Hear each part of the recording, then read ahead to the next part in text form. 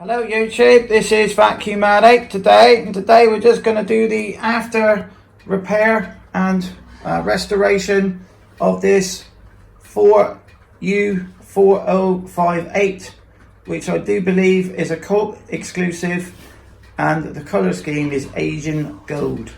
Quite a nice colour indeed, and it does shine up very nice indeed.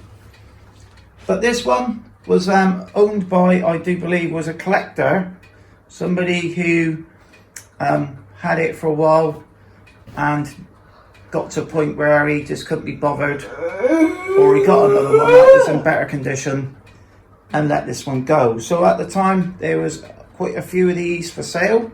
There was a bit of a spate on eBay, and I think I drew the short straw with it because I bought the one with the most problems. So what we like about this one, it does come in that, like you say, the Asian gold, and it is also got a orange Hoover logo opposed to the red one.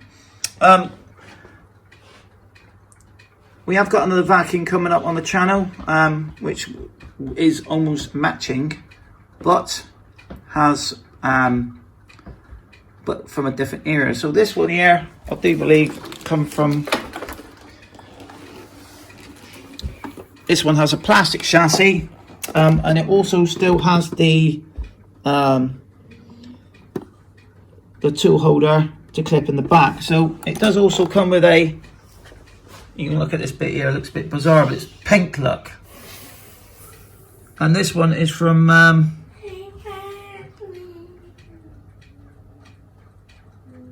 October 1978.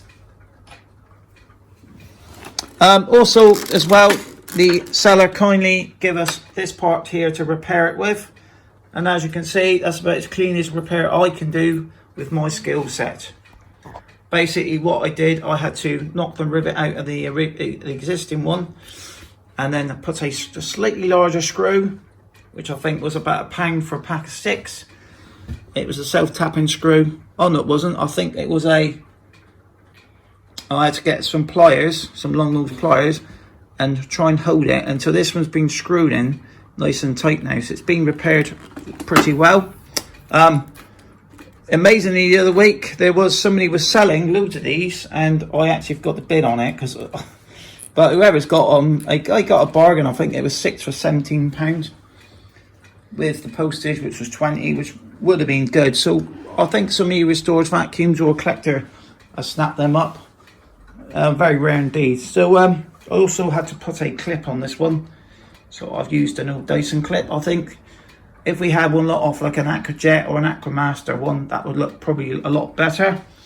I also as well had one of these plastic plugs like that, and I have put, as you know, we did pick up a load of MK ones up, so I put a MK one on, but this one has the white pins on it. I have noticed that some of the plugs that I did get, they're a little bit bent, so I'm going to have to straighten them out.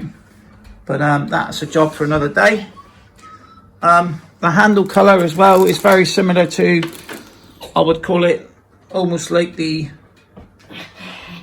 1976 top mustard Hoover Junior U10-12. It's like an off-white, it's not like a bright white. There was quite a few exclusive models.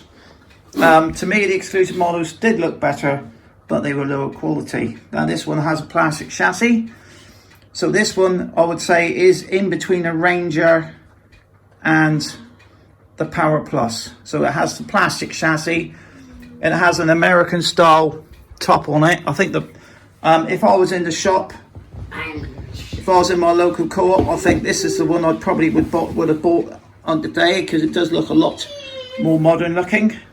The square, also we also have, you have seen that red Ranger we've got, exclusive model, with the height right adjuster on the top. So when we go back to the repair, the seller did say that the motor was noisy, but after a bit of investigating, I found out there was a fault with the brush roll. So The motor was fine, the bearings was fine. It needed a rebuild, so that was fine. But what I did is I replaced the aggregated bearings, tried it. I put a H spring on the bottom to try and reduce the actual rattle on it. Because this had a plastic chassis on it, obviously it's going to wear more and damage the fittings, because these have got quite powerful motors. Like you say, 600 watt on the max and 400 watts on the normal setting. So I don't think the plastic chassis was man enough for this one, or they had sucked something up that had damaged it. So the next thing I replaced on it was the shaft. So I had new aggregated bearings, new shaft. It was still rattling around, but a little better. In the end, I'll show you the part it was, and it was a fairly simple fix, but it's luckily I had a couple of scrap brush rolls for donor parts, because what I did in the end, it was the brush roll. It was this bit here. As you can see, I haven't painted this one. I actually forgot all about painting it. I think I did this one, I think it was spring, about a year ago. But it does run fine now.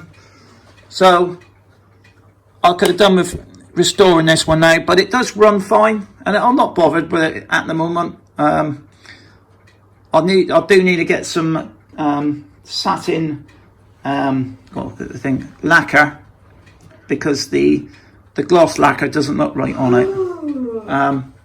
So I won't even be bothered doing that, and at the end of the day we can save it for another time when I need to do a couple of brush rolls.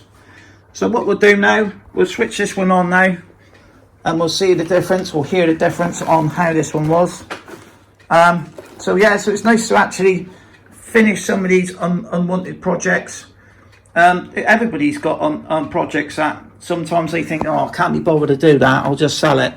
I mean, everybody, even Becco, even Uvalux, even Silly said, they've all got projects and things that it's not quite done. And sometimes you think, well, I'll leave it for somebody who needs to.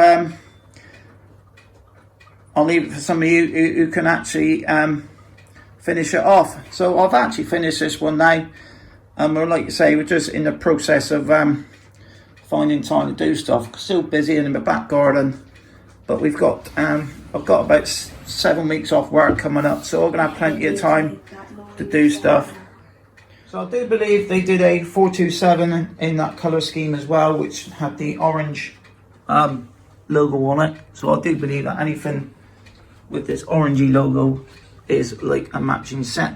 So yeah, so what we'll do now, we'll switch this one on and we'll hear the difference after having some of the things diagnosed and put right on it. So now, considering this one was built in the 70s and the quality went down, this one still is a good machine, really. Such a nice colour. So we'll switch this one on and hear the difference. And this is with the brush roll connected as well. Got a new belt, but obviously for testing it, what I should have done was leave the belt on, because what I do, if I put a new belt on, I would not put it on straight away. I would leave it on for a couple of months to stretch it a bit and then run it, because they're old motors and you know things wear out on them. So you just don't want to put a brand new tight belt on it. So switch this one on.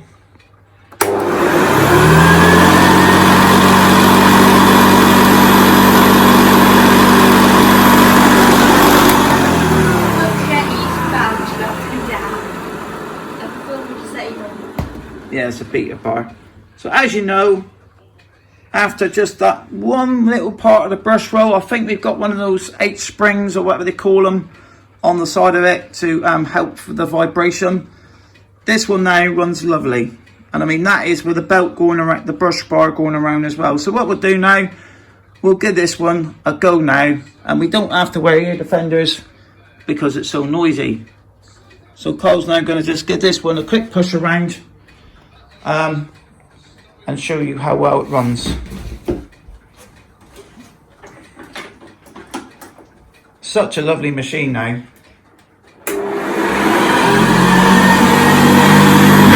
Here's leaving the carpet laid up.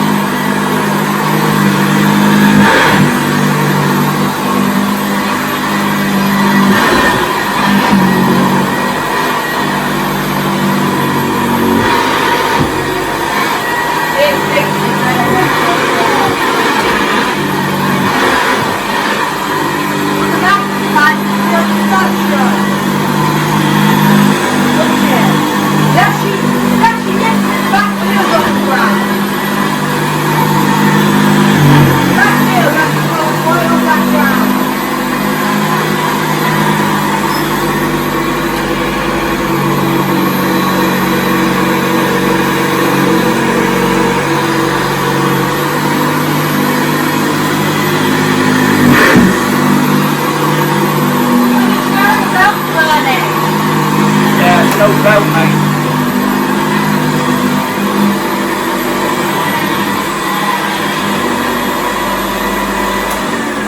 I think as well we did keep the original belt on there, and as you can hear that, he's lifted it off the carpet. How the difference, turn it off, mate, the difference a little bit of work on this senior I've done for it. And I mean, at the moment it's cost me a spare part. I think the brush bar I used, the outer part, was off a 60s machine, and we know back in the 60s Hoover built the vacuums better than they did in the 70s. So this one, sometimes you get a vacuum and with a little bit of diagnostics and a couple of new parts, you can get this one running lovely. I reckon now the seller's thinking, oh, I wish I kept it now. I wish it was something so simple.